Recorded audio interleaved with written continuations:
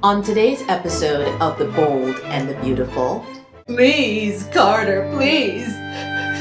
I'm sorry for being such a slore and chasing after Zende like Wile E. Coyote in the desert goes after Roadrunner. He was just a shiny object. I was thirsty and hallucinating. Come on, take me back. Please.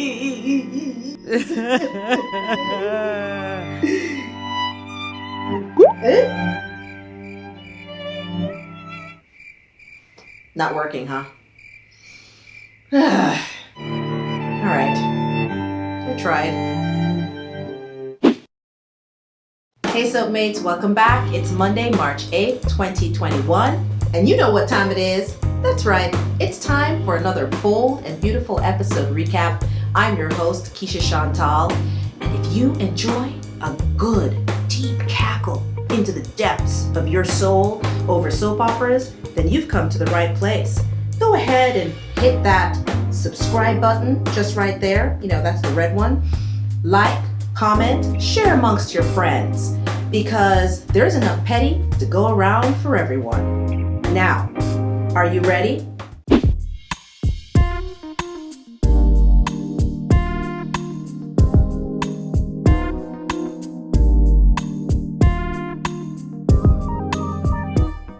Now that Zende has replaced Zoe with Paris as his muse, I see some marked improvements in his designs, don't you?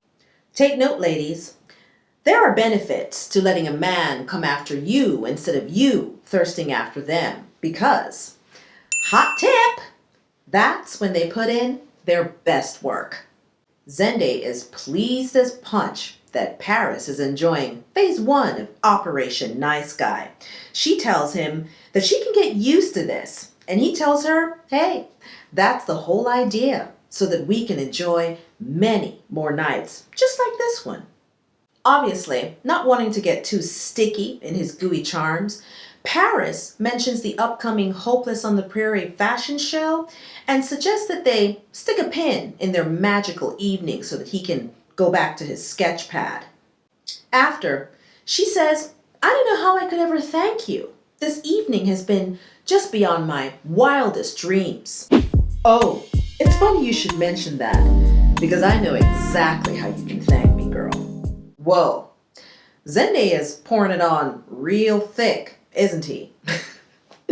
First, he mentions her work, probably knowing that it's something that's really important to her, so if he has any chance in hell, he has to make it appear as though he actually cares. Then, he comes out with the heavy, thick, juicy layer of compliments. Her voice, she's so beautiful. Oh my goodness, please baby, can you sing for me? Just for me. I mean, oh, how can a woman not fall for these charms? I mean, just take a look at Paris's face.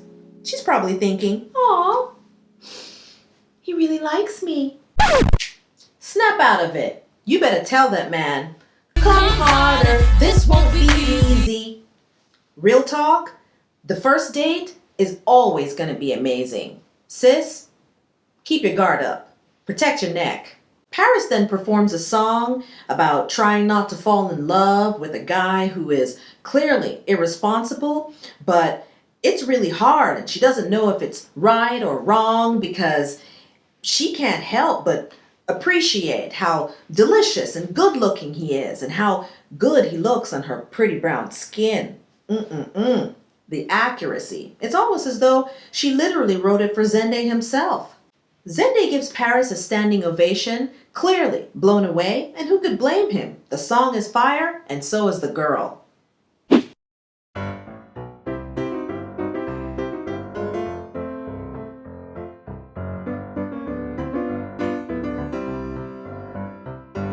Thomas asks Steffi if she ever thought about taking another paternity test. Steffi just says, nah, what's the point? Finn isn't a match. I just have to accept the fact that I've added another life sentence with Liam. Then she says, it's okay. I'm trying to make peace with it. Find the positives. Ma'am, please give me one positive that you get from having Liam's baby. I'll wait. Anywho, just then, Ridge enters the office, and the first thing out of his mouth is, I know Carter left the building. Any idea where he went? I'm sorry, I can never do Ridge's voice without cracking up. Oh my god. I just have to just throw Ridge some side eye because damn. Just put a low jack on Carter if you're so damn interested, sir. Or, here's another option. Leave Carter alone because he's a grown-ass man. Let him live his life. And you go on about your business. Okay? Because right now, it's bordering on obsession. Steffy and Thomas tell Pops that they have no idea where Carter is. And he tells them it's probably because his BFF is off somewhere breaking up with Zoe as he speaks. And you can almost see that he's a little bit pleased about this, which I'm not mad at because Carter needs to pay Zoe dust. It's what she deserves. Later, the subject of Steffi's growing belly comes up, and it seems to spark something in Thomas because suddenly he remembers the conversation that he had with Vinny last week about Steffi's paternity test results, and he makes up some excuse and then leaves. One guess where he's headed.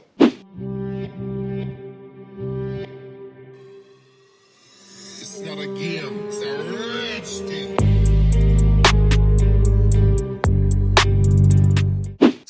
Good question, Vinny. This hospital must be the ghetto of medical facilities.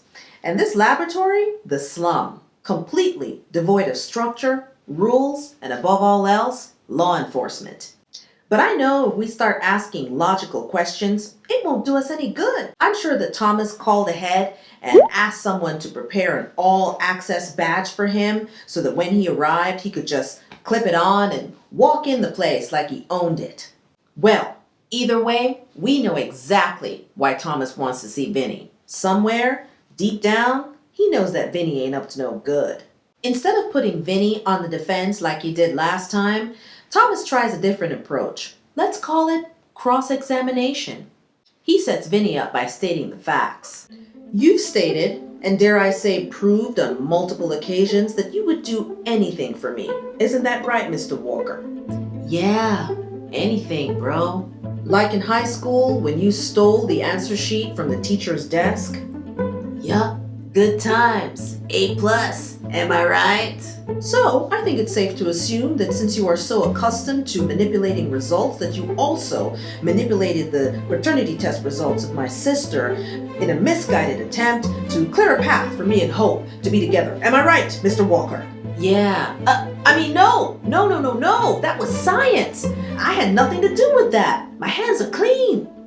Ladies and gentlemen of the jury, if the witness is in fact telling the truth, then all he needs to do is log into the patient portal so that we can take a peek at these alleged paternity results and determine for ourselves if they are accurate. Easy peasy. Don't you just love how rich, entitled people think that everything is easy, like breaching patient confidentiality agreements? I mean, I get that Thomas is suspicious of his friend, right? I mean, God knows he's been doing some shady shit in the past. However, I think that there are other methods that he could have used. I don't know, let's say, giving Vinny some drugs and bringing down his defenses and getting him to confess. Or how about driving him off the side of a road down into a precipice, hoping he survives, and then questioning him as he probably bleeds to death. It's worked for him in the past. Well, Vinny isn't falling for any of Thomas's flimsy attempts at duress, so why don't we leave them to it? And hey, is anyone up for watching Zoe reap the consequences of her actions? Oh, perfect. I think it's time that we head on over to Carter's and check in to see if he's falling for any more of Zoe's lies.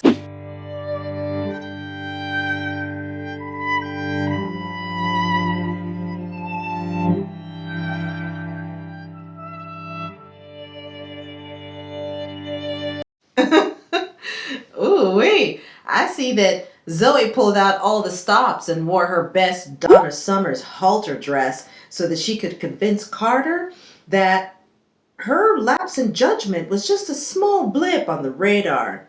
But honey, I am here to tell you that this is your last dance. Your last chance at love. She's trying to convince him that they can survive her bullshit. And she drives the point home by reminding him that he loves her. Okay, but how do you feel, Zoe? Do you love Carter as much as he loves you? As a matter of fact, that was a rhetorical question because we all know that you do not. We get to the point where Carter seems to have hit his limit with Miss Zoe. And he makes some pretty good arguments why he simply cannot and will not put up with her foolery any longer. The risk is too great, he tells her. What you did with Zende, you could do with any man. And I don't want to live this one life that I got on this earth worrying about whether you're going to chase after some dude just because you think he can quench your thirst. I won't do it. That's it. That's it right there, plain and simple. I've run the numbers, and according to my calculations, the chances are too great. We're going to have to throw the whole woman away. Girl, bye. Ain't nobody got time for that. Carter tells Zoe, go ahead and keep the ring, but don't wear it because I don't want folks to get the wrong idea. Excuse me, sir? Did you eat a big plate of crazy for lunch? What the hell does that COO salary do that you would think about just giving away a huge rock like that to a dustbin who doesn't deserve it? God damn. My eyes. Ugh. Anyway, you know what? I get it. Carter is hurting. He's not thinking clearly. So thank God that Zoe comes up with a little ounce of decency and takes off the Rock of Gibraltar and puts it on a coffee table and leaves it for him because, my God, it's the least she could do after all the bullshit she's been doing. Well, as we all know, hell hath no fury like a thirst bucket kicked to the curb. So fasten your seatbelts. Let's head back to Forrester because apparently Zoe is not done being absolutely awful.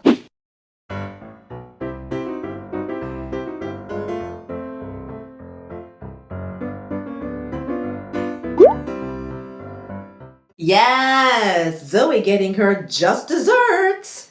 Love to see it. So after her second rejection of the day, Zoe is hella pissed. So next on her hit list is poor, unsuspecting Paris.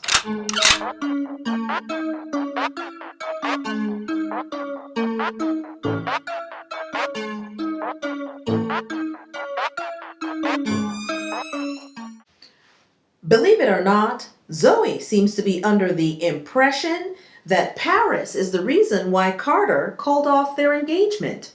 What in the revisionist history is going on here? Paris quickly checks Big Sis by telling her that all this time she's been minding her business and staying clear of her. So how the is this her fault? You know, it's just too bad that Carter had to come out of this with a broken heart. But was it worth it that he managed to avoid a batshit crazy bitch? Hells yeah. I won't even try to make sense out of Zoe's nonsense, y'all. She needs therapy.